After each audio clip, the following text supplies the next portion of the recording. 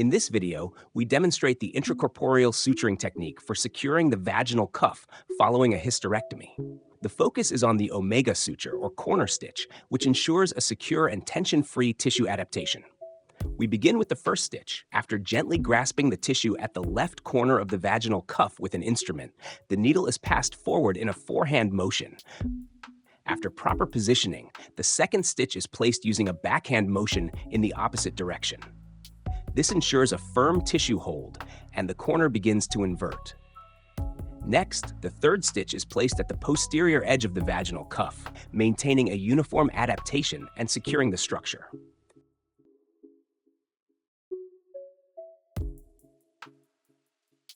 Finally, the fourth and last stitch completes the suturing process, ensuring the tissue is securely enclosed and the corner is properly stabilized.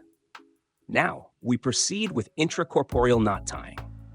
First, a surgical square knot is created, starting with a double throw to secure the suture.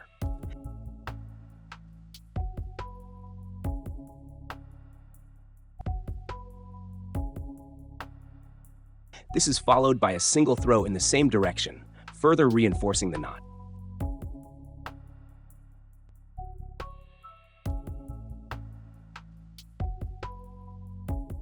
A final single throw in the opposite direction completes the knot, ensuring long-term stability.